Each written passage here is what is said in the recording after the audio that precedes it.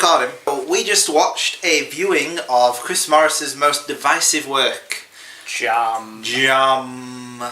So, Shit Peak, things considered to be the worst of an artist's, whatever, filmography, discography, whatever. This is considered to be, by some, his best work, but by many to be by far his worst. Jam is sort of like, how would you describe Jam? Borderline sketch show? Yes, so... a surreal sketch show? Various things happen, and the same, core 5 bunch of actors perform it. Yeah.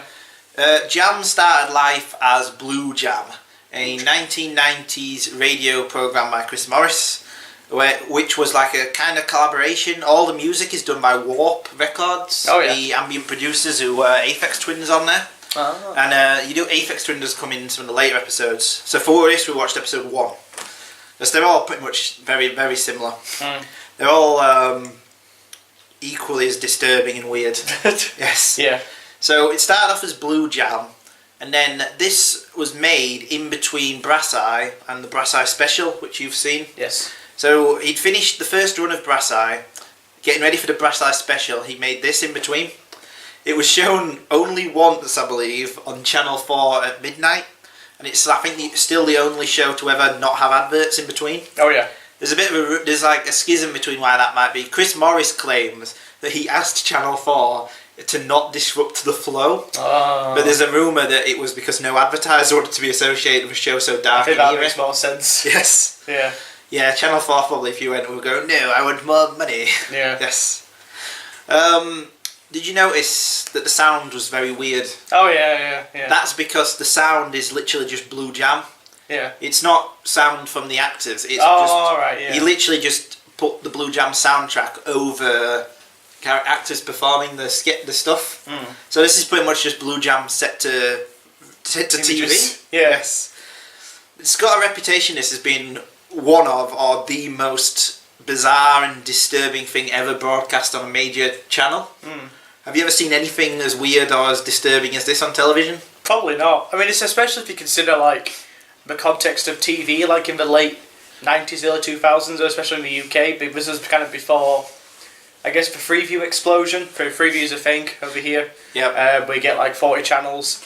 Before Sky and Virgin TV really took off, so really all you had was Channel 1, 2, 3, 4, 5. Yeah, and until very recently, it's only I'd say the last 15 years where there's been an explosion of channels. But yeah, if you consider the context of TV, you've got 5 channels in Britain: BBC 1, BBC 2, which is seen as being I guess the guardian of. Yeah, BBC 1 is sort of the popular stuff. The popular stuff, yeah. BBC 2 is more arty, but still pretty safe. ITV is for rubes. Yeah, ITV is the conservative Daily Mail reading crowd. Yep. Channel 4 then is seen as being the more arty. Channel 4 used to have a really good reputation. It used to do, yeah. It struggled to find it out. I'd say it more settles on being more about documentaries, more about being making culturally relevant documentaries. Yeah. But it used to be the challenging arty one. And then Channel 5 is the dumping ground for all the shit. Channel 5 is dreadful. Channel 5 is where you go if you have nowhere else. Yeah. If you can't get a show made at any of the other 4 and Babe Station reject you, then you go to Channel 5. So if you consider the context of those 5 channels, very limited viewing, something like Jam is quite...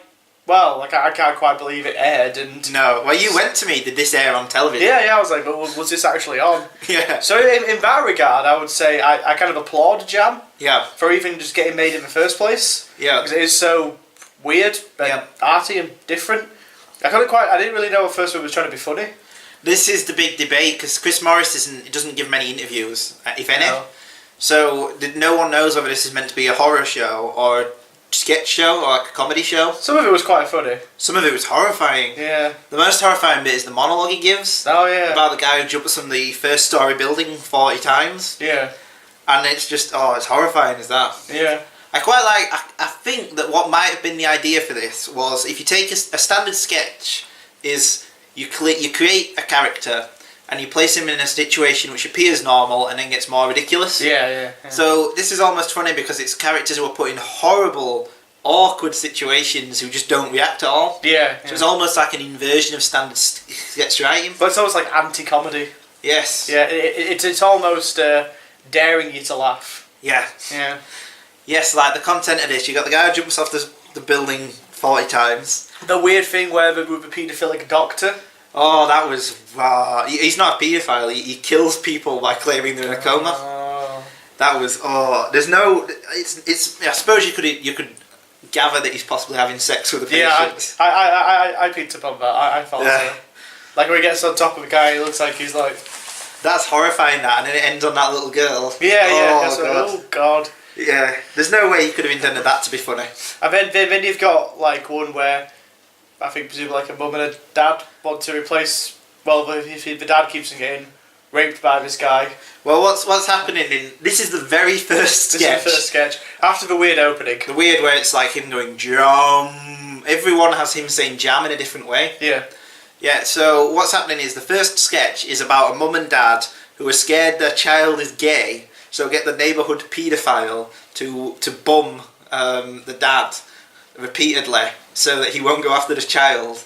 And then the mum, to make sure that the kid isn't gay, is dressing as a prostitute and having the kid have sex with her. And the guy is very worn out and wants his best mate to replace it. Oh, and that's the very first sketch. God. It pretty much exists as like every sketch is about like just a hell. Yeah. It's where doctors use their authority and abuse it to basically kill patients. Oh, there's a really weird sketch at the end where like a patient goes to see a doctor and it's like, and it's almost staged like a charming romantic scene. Like in a romantic comedy, like a base romantic comedy film that we've seen where the doctor's like, can you feel that yet? And she's like, no. Can you feel it now? Yes. And then I don't know, maybe kiss and make out something, but he's like, you're feeling your own leg. And he's like, yes. Can we be alone now? And she kind of walks out like, okay.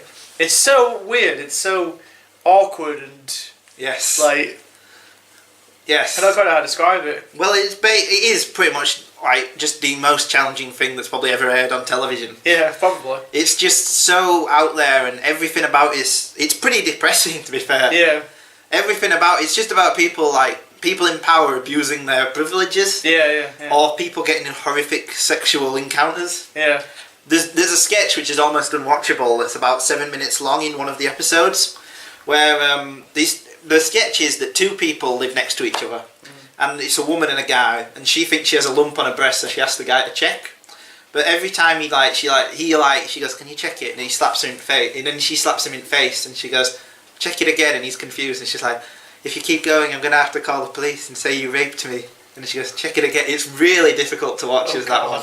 They get worse. This show, I think, I think got almost taken off the air for a sketch where this couple lose their child, and then they get a knock on the door and they open it, and it's a guy with a baby coffin, and then the camera pans out and there's hundreds of people with baby coffins. Oh God. Yeah, I told you this episode is mild compared to what's coming in the later ones. It really gets stiff.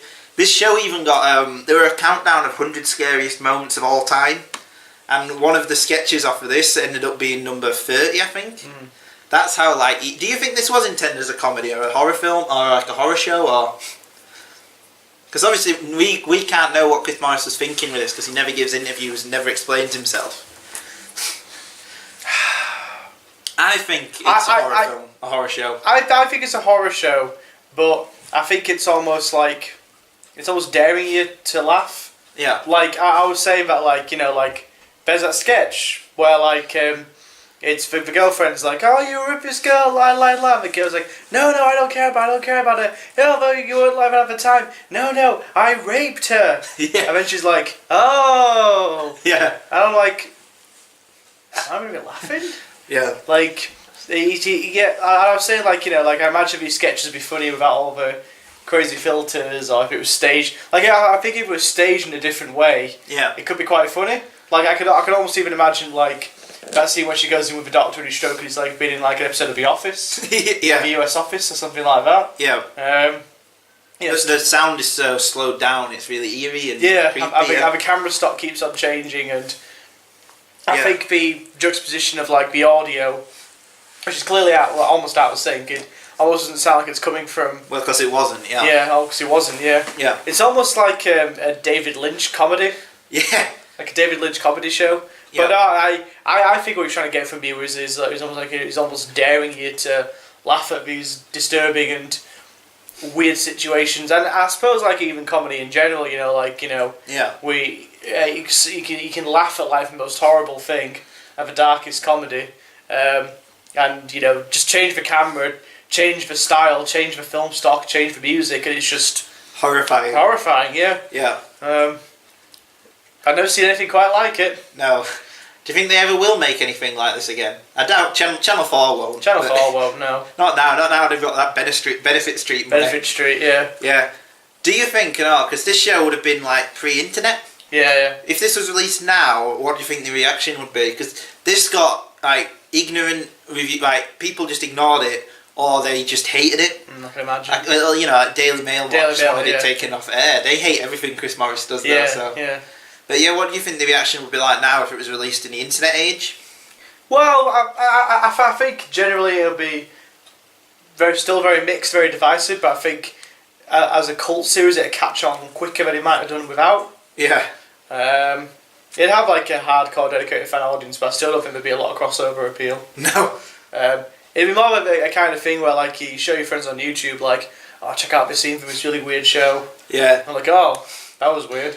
Yeah. I don't know if anyone would ever sit down and watch a whole episode, but no. So I think if it was released now, it'd probably still gauge a similar reaction. Yeah. From people.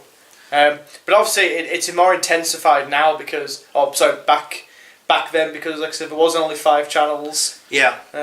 You only had 5 programs showing at the same time, so Yeah. I like it because this show was showed at midnight. I like the idea that someone went on a night out and could come back and like just turn telly on and then they see like Jom and jokes about paedophilia and and people getting molested and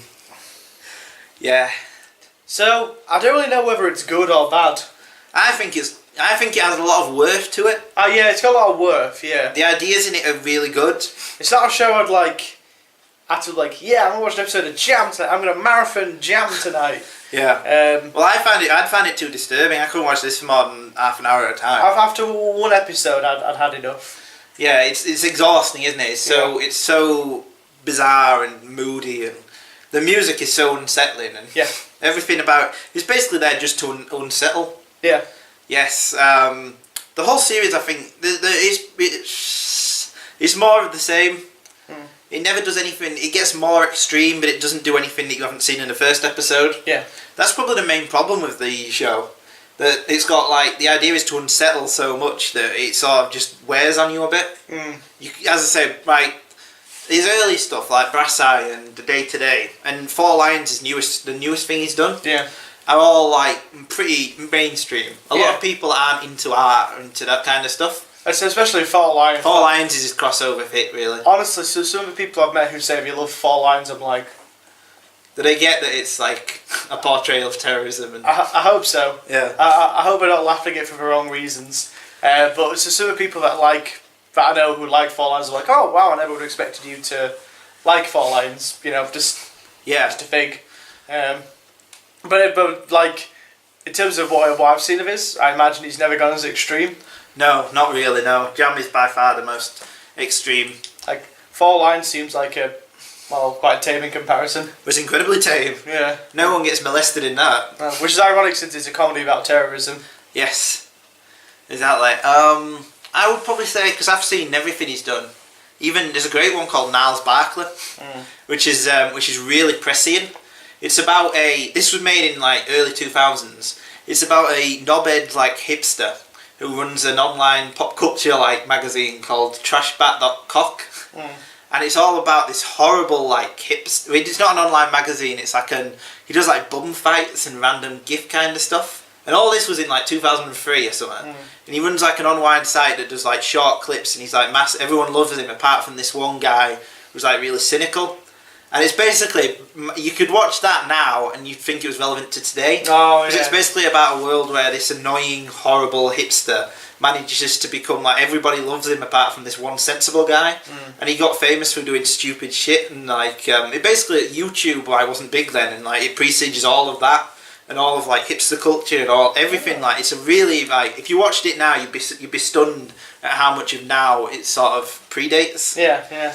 Like, and all sorts of stuff. Like, the guy in it is like, it's a really good show. You should watch. Niles Barker's great. All of his work is sort of like that. But yeah, this is by far the most. I can't even believe, as you said, Channel 4 would give you the money to film it. Yeah, I meant to air it. Yeah. Consistently for 6 weeks. Yeah, exactly. It's just amazing. I imagine that this was an example where he'd done Brass Eye, which was a big hit for Channel 4, a lot of controversy. So they would have given him money to do out. Yeah. That's the only reason I could think why they'd make this. And it wouldn't have been. I imagine it would be quite cheap to make. Oh yeah, it looks cheap. Yeah, well, intentionally cheap. Intentionally cheap, yeah. And stuff. It's well made and everything, but it was pretty cheap.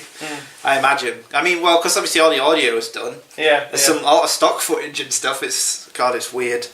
Would you ever watch the whole of it? I'd be curious to see like how far it goes. How far it goes, yeah. Yeah, I would recommend watching the whole thing, just not at once. Yeah. But yeah, Jam. Well, I don't really know what to think of it. You don't know what to think. Yeah, I don't know. I know what I think of it, but yeah, I don't know whether it's good or bad. Yeah. It wasn't an enjoyable watching. It wasn't experience. enjoyable. No. But it was certainly. It was interesting. Unique. It was different. Yeah. It was something that will probably never be repeated. No. Which is one of the best, as good as you can say. Even if it was awful, if it was new at least. Yeah. Oh, as long as it's different, yeah. Yeah. As I say, this has a really hardcore fan base who want Chris Morris to return to this. Yeah.